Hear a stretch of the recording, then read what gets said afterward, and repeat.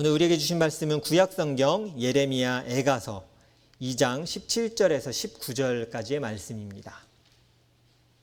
우리 하나님의 말씀을 경외하는 마음으로 자리에서 다 함께 일어나셔서 한 목소리로 봉독하도록 하겠습니다. 함께 봉독합니다. 주님께서는 뜻하신 것을 이루셨다. 주님께서는 오래전에 선포하신 심판의 말씀을 다 이루셨다. 주님께서 너를 사정없이 부수시고 내 원수가 너를 이기고 즐거워하게 하시며 내 대적이 한껏 뽐내게 하셨다. 도성 시온의 성벽아 큰 소리로 주님께 부르짖어라. 밤낮으로 눈물을 강물처럼 흘려라. 쉬지 말고 울부짖어라. 내 눈에서 눈물이 그치지 하지 말아라. 온 밤 내내 시간을 알릴 때마다 일어나 부르짖어라.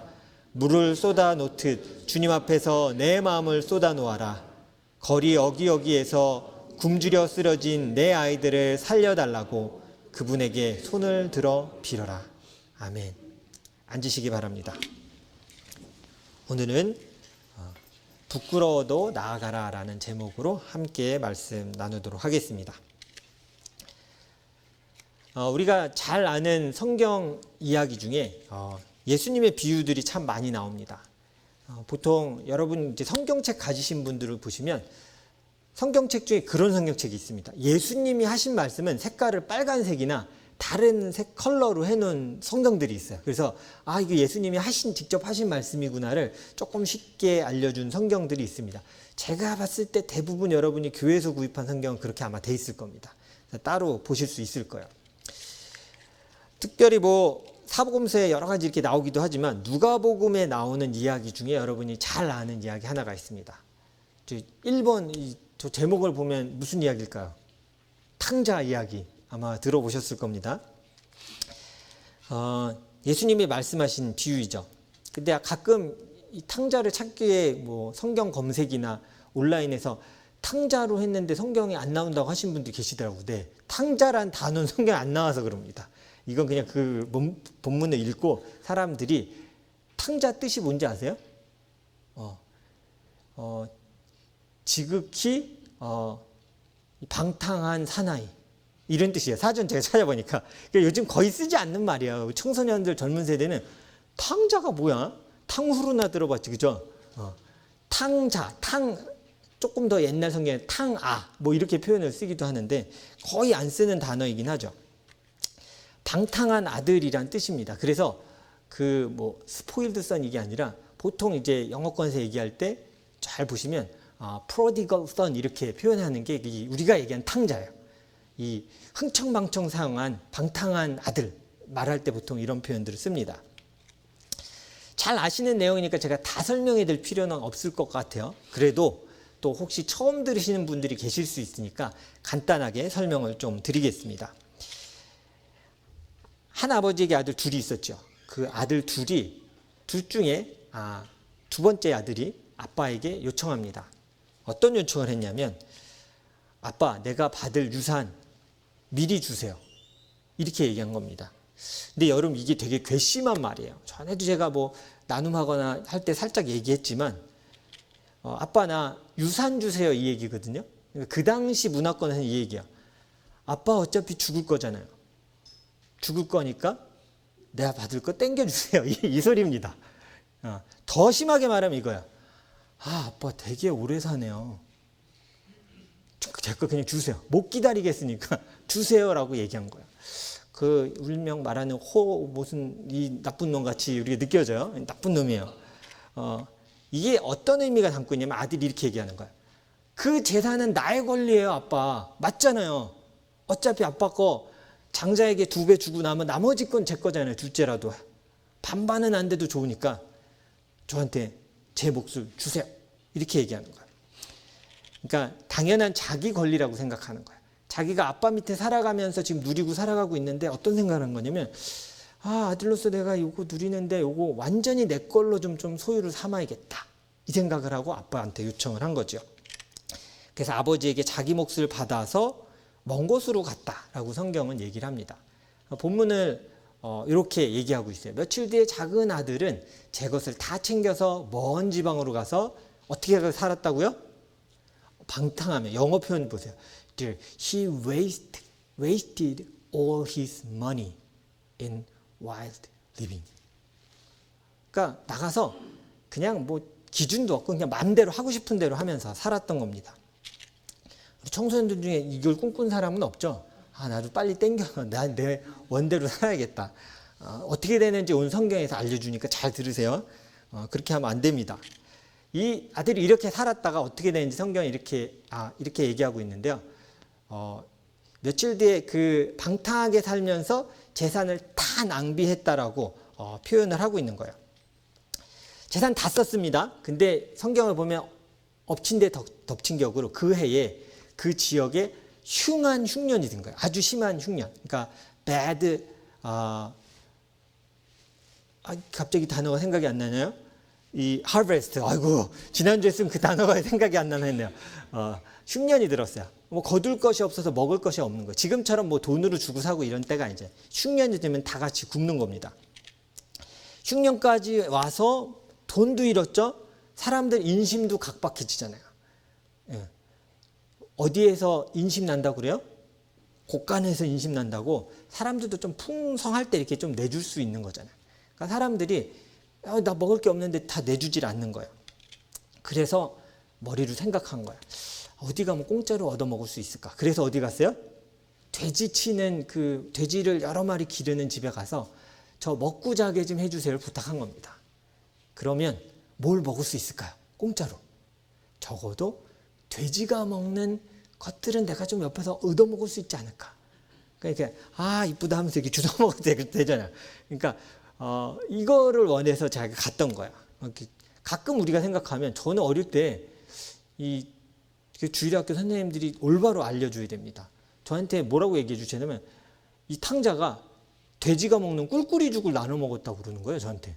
꿀꿀이죽이 뭐예요? 그랬더니 밥 먹다 난 우리 미역국 이런 거 있잖아. 이런 거 다 해갖고 이렇게 섞어갖고 개밥 주듯이 준 거 그거를 먹었다는 거예요. 그래서 그렇게 먹었구나 하는데 제가 나중에 읽으면 읽을수록 꿀꿀이죽이라는 얘기도 안 나오고 남은 밥을 줬다는 얘기도 없어요. 그냥 쥐염 열매, 돼지가 먹는 열매를 먹고 싶었으나 비참하게도 그것을 주는 자도 없었다. 이렇게 표현해요. 그러니까 진짜 먹고 싶은데 아무것도 주지 않았던 거예요. 쥐염 열매 되게 궁금하시죠? 제가 사진을 찾아봤어요. 이거예요. 쥐염나무 열매인데 왜 쥐염나무 열매 됐나 좀 찾아봤더니 이거였대요. 우리나라에 아예 없어서 발음이 되게 비슷한 주염나무에 이렇게 발음을 비슷하게 해서 그냥 설명하려고 했대요. 콩처럼 이렇게 생겼죠. 길게 생겨서 이렇게 생겼는데 달려있을 때는 연두색이고 푸른색이지만 따놓으면 저렇게 갈색으로 변하면 저 안에 씨앗이 담겨있대요. 저 씨앗을 심으면 씁쓸하기도 하지만 달짝지근한 이렇게 좀 맛있는 씨앗 같은 거예요. 그러니까 가장 저렴한 한 나무에서 수확하면 150kg 정도를 수확할 수 있대요. 그러니까 아주 흔하니까 돼지 먹이를 쓰긴 좋은 거예요. 그냥 먹어라 그러고 이렇게 내주니까 돼지 먹이 이퀄 그 당시에 쥐염나무 열매는 가장 가난한 사람들의 먹거리. 그러니까 예전에 뭐 사람들이 가난할 때 뭘 술 찌끄레기 먹었다고 그죠? 우리 어른들 그런 얘기 하잖아요. 술 찌끄레기 먹어서 내가 맨날 학교에 알딸딸하게 다녔어. 이런 어른들 계셨어요, 진짜. 저는 맨날 술 취해서 학교 다녔다고. 왜요? 그러면 자기 먹을 게 없어서 막걸리 공장에서 나는 술 찌꺼기 그거 먹고 학교 가갖고 하루 종일 알딸딸 해갖고 그렇게 학교 다녀서 자기는 공부를 못했대요. 변명 같아. 정말 그것 때문에 공부를 안 했는지 모르겠지만 아무튼 그렇게 얘기하는 분도 계셨어요. 이 당시에 가난한 자의 열매로 불렸던 겁니다. 그리고 혹시 저거 보면서 왼쪽에 연두색 저 열매, 나무 열매 보면서 뭐 생각나는 곤충 없으세요? 메뚜기. 안 닮았어요? 메뚜기? 네. 제 별명이 메뚜기 나무래요. 그래서 우리로 말할 때 나 메뚜기 먹어서 그러면 그 당시에 저 쥐염나무 열매를 먹은 걸 메뚜기라고 표현하기도 한대요. 그래서 뭐 신학자들마다 의견이 다르지만 세례 요한이 광야에서 메뚜기와 석청을 먹었다 할 때 광야에서 메뚜기 찾을 수가 없다. 실제로는 가장 빈곤한 자들이 먹었던 저 열매, 메뚜기라고 불린 저 별명의 열매와 석청을 먹었을 것이다 얘기하는 사람도 있는데 뭐 그건 이제 신학자들 얘기니까요. 그냥 뭐 알아두시면 좋을 것 같아요. 쥐염나무는 이제 잊혀지진 않을 거예요. 여러분 머리에. 그죠? 저런 열매를 이렇게 주워 먹었다 이렇게 생각하시면 될 것 같아요. 제가 문제 하나 드릴게요. 예수님은 아까 깜짝 놀랐어요. 정혜영제 잠깐 얘기했는데 예수님 유대인 이런 얘기를 했고 제가 그 설교 준비했는데 얘기하고 깜짝 놀랐거든요. 예수님은 유대인이에요. 그리고 예수님은 유대 사회에 살고 있었어요. 질문 드릴게요. 유대인은 돼지고기를 먹을까요? 안 먹을까요? 근데 지금 예수님이 하시는 비유잖아요. 그렇죠? 그러면 유대 지방에서는 돼지를 안 키웁니다. 일반적으로. 안 먹는데 안 팔리는데 왜 키우겠어요? 절대 안 키워요. 지금 아들이 얼만큼 멀리 어느 지역으로 도망갔는지 아시겠어요? 아빠를 떠나서 돼지를 키우는, 그러니까 하나님도 버리고 아빠도 버리고 가족도 버리고 신앙과 모든 걸 다 버리고 난 돈이 좋아. 이 돈 내가 써야 돼. 나도 화려하게 한번 살고 싶어 사람들처럼. 그래서 나간 거예요. 이방 지역에서 흥청망청 산 거죠. 그러다가 돼지 열매라도 먹고 싶었지만 먹을 게 없었던 거예요. 거기서 이렇게 깨달은 겁니다. 자, 우리가 탕자의 마음으로, 탕자라는 생각으로 같이 한번 읽어보겠습니다. 시작. 내가 일어나 아버지에게 돌아가서 이렇게 말씀드려야 하겠다. 아버지, 내가 하늘과 아버지 앞에 죄를 지었습니다. 나는 더 이상 아버지의 아들이라고 불릴 자격이 없으니 나를 품꾼의 하나로 삼아 주십시오. 이렇게 고백했어요. 여러분, 이게 지금 아들의 생각이잖아요. 돈 다 쓰고 먹을 거 없고 배고파지니까 누구를 떠올렸어요? 아빠, 집에 가고 싶다. 여러분, 이 본문을 어떻게 보셨어요? 어릴 때? 저는 이 본문 보면서 사실은 잘 이해가 되지 않았어요. 솔직히 말하면 내가 부모가 되기 전에는 청년 때까지도 이 말씀을 보면 참 나쁜 놈이네. 아까 말한 이 쉐이처럼 나쁜 놈이네. 그냥 이렇게만 생각했어요. 어떻게 이렇게 부모를 배신할 수 있나. 자녀일 땐 이해할 수 없었는데 제가 부모가 되니까 이 프로디걸 선의 행동이 조금씩 이해가 되기 시작하는 거예요. 이게요, 자녀이니까 할 수 있는 행동입니다. 여러분의 친구가 만약에 저 생각해 보세요. 나랑 동업을 하다가 내 거를 다 가지고 가서 다 썼어. 그리고 나에게 와서 이렇게 얘기해. 나의 진정한 친구야. 난 사실 널 너무 사랑해. 돈은 다 잃었지만 난 친구의 자격이라도 없지만 너의 옆에 머물게 해주겠니? 자, 여러분 어떻게 대답하실까요? 아마 불꽃 싸다구가 날아갈 거예요. 그죠? 너 그거 어쨌어? 근데 여기서 입장을 바꿔볼게요. 친구가 아니라 자녀로 바꿔볼게요. 자녀가 다 잃고 와서 눈물을 뚝뚝 흘리면서 아빠, 엄마, 너무 죄송합니다. 이제서야 깨달았습니다. 조금 이해가 되세요? 네. 이 말은요, 죄인이 하는 말이에요. 근데 이 말은 자녀니까 할 수 있는 말이기도 한 거예요. 이 땅에 어떤 누구도 이렇게 말할 수 없어요. 이 정도 사고를 쳐놓고 와서 잘못했습니다. 저를 봐주세요라고 말할 수 있는 자격이 있는 사람은 없어요. 오직 자녀만이 할 수 있는 거예요. 아무것도 할 수 없는 비참한 존재임을 깨달았어요. 탕자가. 그 상황을 깨달았어요. 최선의 방법은 뭐라고 생각한 거예요? 아버지께로 가야겠다. 여러분, 이걸 보면서 우리가 아까 처음에 요 1번 단락의 제목이 뭐였어요? 이 염치 없는 아들이라고 생각할 수도 있어요. 누군가는 비판할 거예요. 아우, 창피함도 모르는 아들이야. 근데 이건 우리의 생각과 사람의 생각이에요. 하나님은 어떻게 생각하고 계시는지를 그 누가복음에 이렇게 얘기합니다. 자, 아버지가 탕자가 올 때 아들이 돌아오고 있을 때 그지가 돼서 멀리서 오고 있을 때 아버지의 행동이에요. 같이 읽어보겠습니다. 시작. 그는 일어나서 아버지에게로 갔다. 그가 아직도 먼 거리에 있는데 그의 아버지가 그를 보고 측은히 여겨서 달려가 그의 목을 껴안고 입을 맞추었다. 이 뒤에 얘기는 우리가 알듯이 그거예요. 내가 아들을 다시 찾았다요. 내 아들을 다시 만났다요. 아까 말한 게 아니라 내 아들을 다시 찾다. 잔치를 열어라. 이 행동을 자녀니까 아까 그렇게 아빠한테 돌아가야겠다고 생각할 수 있었고, 돌아온 아들을 부모니까, 아버지니까 이렇게 말할 수 있는 거야. 특별한 관계 안에서만 할 수 있는 행동이 사실은 이 탕자의 비유 안에 담겨 있는 겁니다. 제가 시작을 하면서 예레미야 애가서 하고 있는데 왜 굳이 이 누가복음에 있는 탕자 이야기를 이야기하면서 시작했냐면 우리가 알고 있어야 되는 게 있습니다. 예레미야서 이 애가서는요, 유다가 바벨론에게 멸망을 단 이후에 보통 기록이 됐다고 우리가 여겨져요. 근데 이 책 중에 유다가 멸망했을 때 가장 비참한 모습을 현실적으로 보여준 책이라고 여겨요. 보시면 아마 큐티 하시면서 느끼실 거예요. 진짜 쫄딱 망했네. 뭐 이렇게 유다 백성이 이렇게 살지? 라고 생각이 들 만큼 오늘도 보세요. 네 아이들이 굶고 구걸을 하면서 다닐 거고 먹을 것이 없어서 다닐 것이다. 너희는 그걸 보게 될 거다. 비참한 말을 다 쏟아놓고 있는 거예요.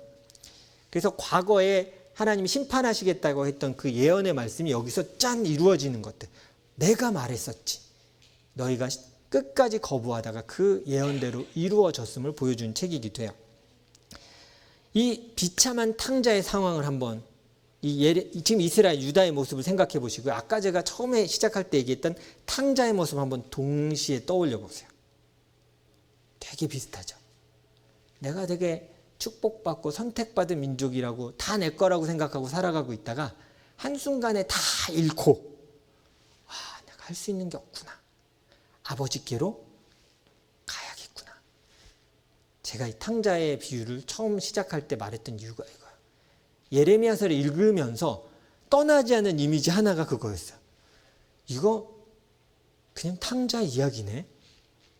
다 잃어버리고 엉엉 울면서 쓴 시가 예레미야서 애가서에 가득 담겨 있구나 했어요. 그래서 1장 11절 아까 제가 말한 비참한 말이 이거예요. 같이 읽어보겠습니다. 시작. 예루살렘 온 백성이 탄식하며 먹거리를 찾습니다. 목숨을 이으려고 폐물을 주고서 먹거리를 바꿉니다. 주님, 이 비천한 신세를 살펴주십시오. 자신이 잘 살아가고 평안하고 그리고 축복을 누리는 때에 아버지 하나님을 기억하는 거 너무 중요합니다. 탕자가 떠났던 이유는 그걸 누리던 때에 아버지께 속해 있는 것이 다 내 것이라고 착각했기 때문이에요. 아버지의 공로가 아니라 나의 공로라고 생각한 거예요. 내가 똑똑하니까 아버지 재산 늘려줬지. 내가 잘했으니까 이렇게 됐지. 라고 생각하고 아버지, 이게 지금 아버지께 속해 있는 것 같지만 제 거니까 땡겨주세요. 이렇게 얘기한 거예요. 그걸 가지고 떠났던 겁니다. 당연한 자신의 소유라고 얘기한 거죠. 온통 자기 자신에게 집중된 아들이었어요. 그게 심벌이 바로 프로디걸 선이에요. 자신의 것이라고 생각했던 것이 다 사라지니 그제서야 아빠가 생각난 거예요. 내가 열심히 이루었다고 생각한 것들이 다 사라지니까 그제서야 내 아버지가 계시는데 라고 생각을 한 거예요. 예레미야서 애가서는요, 모든 것을 잃어버린 후에 그제서야 아버지의 뜻과 말씀을 떠올리는 아들의 모습을 보여주는 책이에요. 다 잃어버렸잖아요. 성도 다 무너졌잖아요. 야, 어디가 다윗의 성이냐? 다윗의 영광이 어디에 남아있냐? 하나님을 향해 예배드리는 그 성전은 어디에 있냐? 다 잃어버리고 그제서야 하나님을 찾게 되는 거예요.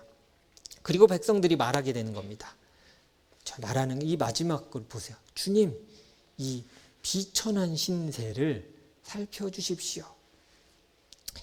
여러분, 이 모습은 우리 삶에도 많이 있습니다. 남들에게 자랑할 만한 삶을 살아갈 때는요, 솔직히 그것이 나의 소유이고 내 노력 때문이라고 생각해요. 그러니까 자랑하죠. 야, 내가 한 게 아무것도 없는데 내가 이거 얻었다? 사람들 그거 자랑하고 싶어 하지 않습니다. 은근히 내가 이룬 것을 이야기하고 싶어 하는 거예요. 하나님의 말씀 앞에 서는 것을 게을리하고 나를 즐겁게 하고 나의 소유에 집중하며 우리도 모르게 이 땅을 우리가 살아갈 때가 있습니다. 그러다가 우리가 고난과 어려움을 만날 때에 다시금 울면서 우리는 누구 앞에 나올까요? 하나님 앞에 나오죠. 하나님, 제가 하나님을 잊고 살았습니다. 나 용서해 주세요. 다시 하나님 회복시켜 주세요. 하나님, 나 완전히 다 잃어버렸습니다. 다시 일어날 수 있게 도와주세요. 전 그 기도가 잘못됐다고 생각하지 않습니다. 세상의 관점에서는 이렇게 얘기할 거야. 진작 하나님 앞에 잘하지. 그 두들겨 맞은 다음에 그 돌아오는 거. 그 염치 없다. 근데 그건 세상과 사람들의 말이에요. 아버지와 자녀의 관점에서는 염치 없음은 해당되지 않아요. 창피하며 해당되지 않아요. 철판 깔아도 돼요. 알아요. 저 이거 제가 한 3번은 잘못했다고 벌써 얘기하고 용서받은 거 알아요. 근데 한 번만 더요. 그래도 괜찮아요. 그게 영적인 원리예요. 그렇게 나가야 되는 거예요. 때로는 목사님들이 이렇게 얘기하다가 그런 얘기를 해요. 이게 농담처럼 하는 거니까 너무 심각하게 듣지 마세요. 새벽 예배, 보통 이제 한국 교회들은 새벽 예배가 월화수목 금뭐 토요일까지 다 있잖아요. 근데 갑자기 새벽 예배에 안 나오던 성도가 갑자기 나와서 막 기도하면 목사님들이 약간 무서워해요. 왜 무서워할까요? 뭔 일이 터졌구나. 평생 안 나오다가 갑자기 새벽 예배 나와서 들어주십시오. 내가 이 문제를 해결했는데 도와주십시오. 막 이러니까 또 큰 문제가 있나 보다. 그러니까 목사님들이 또 기도해 주자. 같이 기도하고 이렇게 했는데 몇 달을 같이 기도했는데 시간이 지났는데 안 나와. 그럼 목사님들이 어떻게 생각할까요? 해결이 됐구나. 해결이 평안한 때가 또 왔구나. 이게 반복이에요. 그래서 굳이 말하지 않아도 목사님 저는 문제가 많습니다. 해결됐습니다. 말하지 않아도 초코파이도 아닌데 다 알아요. 말하지 않아도 느껴져요. 지금 되게 문제가 많구나. 지금 해결됐구나. 찾지 않는구나. 이렇게 얘기할 때가 참 있어요. 어떤 분은 그렇게 얘기하더라고요. 그런 모습을 이렇게 보면서 목사님, 제가 새벽 예배 왜 안 나가는지 아십니까? 제가 교회 기도에 왜 참석 안 하는지 아세요? 그렇게 염치 없는 행동할까 봐 아예 안 하는 겁니다. 아예 안 나가면 염치 없을 것도 없잖아요. 저는 원래 그랬으니까요. 자녀의 특성을 모르시는 거예요. 자녀는 염치 없어도 되는 거예요. 부모도 몇 가지 생각하거든요. 제가 부모 되니까 좀 알 것 같아요. 몇 번 얘기했는데 그 일이 반복되고 뻥뻥 터져서 곤란한 일을 겪을 때 어떻게 도와주세요 하면 여기에서 에이 그놈 쌤통이다. 이거 솔직히 있어요. 내가 몇 번을 말했는데 이게 쌤통이다 이놈. 근데 괜찮아요. 내 아들이고 딸이니까 자녀니까 반복돼도 염치 없어도 괜찮아요. 내 자녀이기 때문이에요. 저는 그래서 사실 이게 걱정됐어요. 우리가 하나님을 안 찾는 이유가 때로는 염치 없을까 봐 하나님을 안 찾는 건 아닐까. 내가 그동안 예배도 잘 안 드렸고 기도도 한 적도 없고 하나님 찾지도 않았다가 내가 어려움을 맡았는데 지금에서야 또 목사님한테 기도해 달라고 하기도 그렇고 또 나가기도 그렇고 모르겠다. 그냥 염치 없으려는 것보단 그냥 아무것도 하지 말자. 여러분 이게 더 위험한 거예요. 내가 자녀임을 깨닫는다면 그런 생각 버려야 돼요. 난 자녀이고 하나님이 내 아버지 되심을 믿는다면 그냥 나가야 돼요. 그래서 저는 이 말을 하고 싶어요. 글씨가 저렇게 작게 들어갔지만 읽으실 수 있죠. 저는 보다를 이렇게 강조하진 않았는데 가끔 이렇게 PPT가 만든 후에 이렇게 전송되고 이렇게 하다 이렇게 될 때가 있어요. 보다 이렇게 안 하셔도 돼요. 저는 같은 폰트로 넣습니다. 자, 같이 읽어보겠습니다. 시작. 무뎌짐보다 염치 없음이 낫다. 그럼 성경을 통해 우리가 이걸 알아야 돼요. 때로는 우리가 요즘 너무 젠틀한 세상이에요. 그러다 보니까 신앙생활도 너무 젠틀하게 해요. 염치 없는 것보다는 얘기하지 말아야지. 목사님한테 기도 제목 말하지 말아야지. 염치도 없고 내가 또 이렇게 멋져 보이는데 이런 거 얘기하면 내가 없어 보이잖아. 얘기하지 말아야지. 제일 우둔한 게 뭐냐면 부모 앞에 있어 보이는 척하는 거예요. 여러분 다 알잖아요. 자녀들이 그 있어 보이는 척하는 거 부모님들 다 아시잖아요. 속으로 뭐라고 얘기해요? 꼴값 얘기하죠. 다 보여요. 있어 보인 척해도 다 보여요. 어려울 때 하나님 앞에 나가는 걸 비판할 수 있을까요? 아니요. 내가 잘 나가지 않았다가 갑자기 어렵다고 하나님 찾아도 될까요? 네, 그래도 돼요. 자녀니까요. 내 생각은 염치 없다 할지라도 아버지의 생각은 다르다니까요. 그렇게 생각하지 말고 나한테 오고 나를 의지하고 나를 붙들라고 말씀하시는 것이 예레미야 에가서이고 누가복음에 말한 탕자 비유의 주제예요. 나쁜 짓 하고 아빠한테 그렇게 하면 벌 받는다가 주제가 아니라 그럴지라도 염치 없으면 무릅쓰고 내게 다시 와라요. 그게 오늘 말씀에서 하나님이 우리에게 하시고자 하는 말씀이에요. 그래서 제가 생각해 봤어요. 그러면 아버지의 마음으로 아버지가 가장 원치 않는 상황은 뭘까? 이렇게 어려움을 자녀가 당하고 이렇게 모든 걸 잃었어요. 어떡하지 할 때 아들은 뭘 제껴두고 아빠가 원치 않는 상황은 뭘까? 제가 생각해 봤어요. 아빠가 얘가 이것만은 하지 않았으면 좋겠다. 아무리 어려워도 얘가 이걸 선택하지 않았으면 좋겠다 하는 게 잠깐만 생각해 봤더니 한 두 가지가 떠오르더라고요. 아버지가 원치 않는 상황이 뭘까? 첫 번째는 제가 이게 떠올랐어요. 같이 읽어볼까요? 시작. 아들이 염치 없다고 생각해서 아버지께 돌아오기를 포기하는 거예요. 아빠가 제일 두려워하는 거예요. 그렇죠? 얼마나 어려운지 뻔히 아는데 내가 염치가 없어서 못 가겠어. 일반적인 상황이 아니라 부모로서는 가장 원치 않는 상황이에요. 염치 없어도 와야지. 와서 빌드라도 엉엉 울고 다시 와야지. 하나님이 우리에게 원하시는 바 에레미야에서 에가를 통해 하시고자 백성에게 주시고자 하는 말씀이 이거구나. 염치 없다고 생각하는 것이 아니라 다시 나를 붙들어라요. 자신의 죄를 깨달았지만 돌아오지는 않는 거예요. 탕자도 사실은 이걸 좀 알았습니다. 성경을 보면요. 탕자가 아빠한테 와서 뭐라고 얘기해야겠다라고 작전을 하나 짰어요. 그게 뭐예요? 내가 아빠한테 가서 제가 아들로서는 이제 좀 존재가 없지만 저를 품꾼의 하나라도 받아주십시오. 이거 이렇게 얘기해야겠다. 내가 진짜 염치가 없어서 아들로 다시 받아달라고는 못하겠으니까 가서 종으로라도 받아주세요라고 말해야겠다. 그러면 우리 아빠의 종들처럼 먹고는 살겠다. 그 생각을 해서 돌아가기로 결정했던 거예요. 두 번째요. 아빠가 원치 않는 것. 읽어보겠습니다. 시작.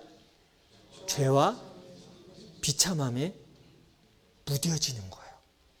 이게 무슨 소리냐면 만약에 이 탕자라고 한번 생각을 해보세요.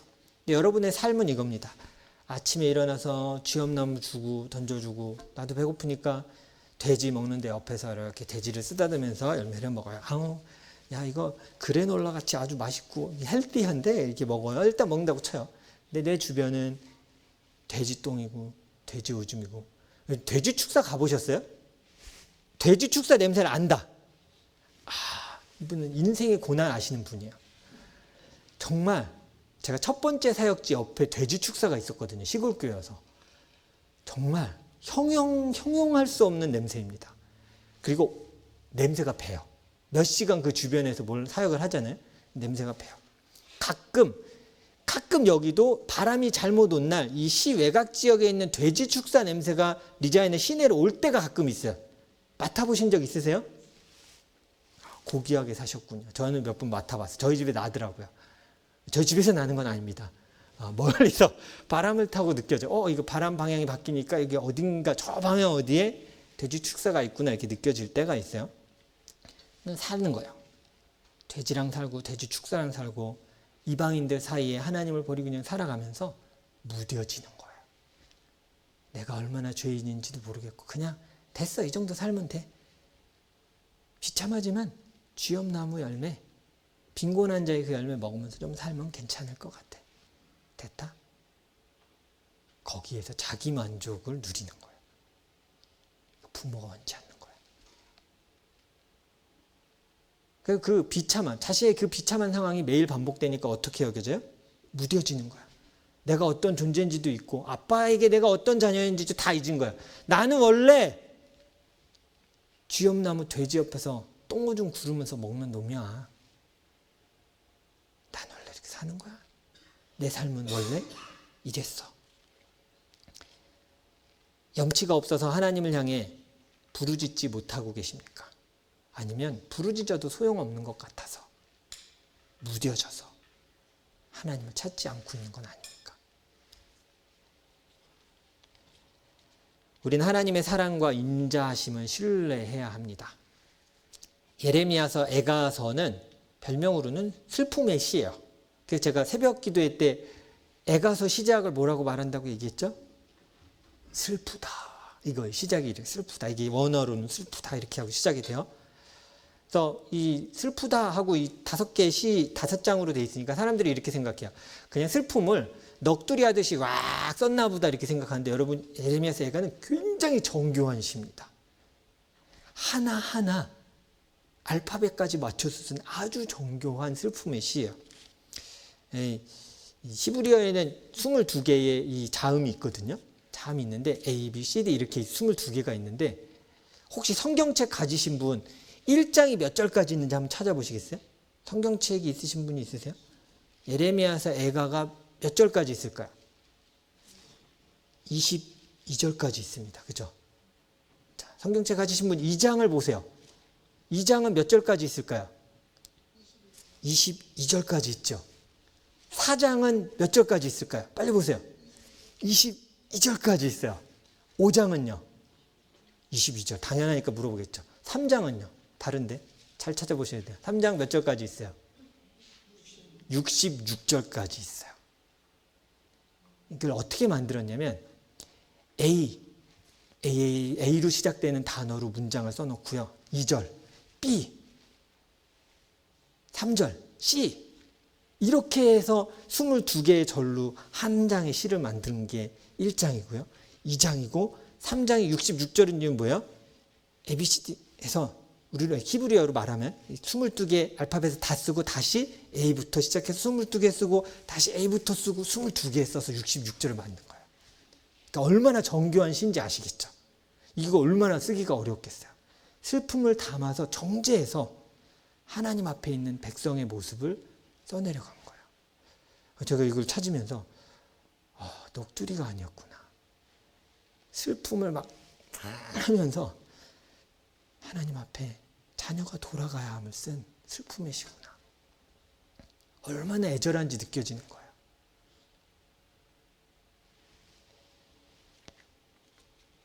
그래서 마지막 이 5장은요. 특별히 그래서 하나님께 소망을 두며 회복을 바라는 백성의 기도를 담고 있어요. 여러분 이게 오늘 말씀에 나오는 예레미야, 에가서, 그리고 탕자의 비유에 나오는 아버지가 기다리는 자녀의 모습이에요.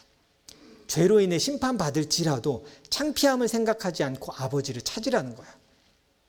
간절함과 애절함을 담은 그 시인 거예요. 그래서 예레미야서가 끝날 때 22장 절로 다 끝난다 그랬잖아요. 마지막 에가서가 끝날 때 이렇게 얘기합니다. 같이 읽겠습니다. 시작. 주님, 우리를 주님께로 돌이켜 주십시오. 우리가 주님께로 돌아가겠습니다. 우리의 날을 다시 새롭게 하셔서 옛날과 같게 하여 주십시오. 주님께서 우리를 아주 버리셨습니까? 우리에게서 진노를 풀지 않으시렵니까? 이 문장 하나하나를 보면 일반적인 눈으로는 참 염치 없는 질문들이고 요청들이에요. 그런데 아버지는 기다리는 말이었어요. 창피함은 부릅쓰지 말고 다시 나에게 너가 와야 한다라고 말씀하고 계세요. 그래서 때로는 이 창피함과 염치는요, 사단이 주는 전략임을 깨달으셔야 돼요. 아버지께로 나가지 못하게 하는, 때로는 우리를 무디게 만들어요. 그냥 상황에 머물게 만들어요. 다시 아버지께로 가기에는 아니야, 이제는 못할 것 같아 라고 여기게 만드는 거예요. 버리셔야 돼요. 아버지가 원하는 건 그래도 나오는 거예요. 그래서 아버지께 해야 할 것은 간절히 구하고 겸손히 엎드려서 하나님의 자비와 은혜를 구하는 거예요. 자녀니까 할 수 있고요. 자녀이니까 해야 하는 거예요. 그게 아버지가 바라시는 자녀의 모습입니다. 에가서가 백성을 향해 절규하는 아버지의 외침을 담고 있는 이유입니다. 사랑하는 성도 여러분, 자녀는 창피함을 생각하지 않습니다. 울면서 아버지께 가는 게 맞습니다. 그래도 됩니다. 위기를 모면해보자는 마음으로 가는 게 아니라 내가 하나님 앞에서 죄인임을 다시 고백하고 하나님 없이 살아왔던 시간들을 진실하게 회개할 때 하나님은 다시 회복시킨다라고 약속하고 계세요. 우리는 그런 하나님의 사랑을 입은 하나님의 자녀입니다. 함께 기도하겠습니다.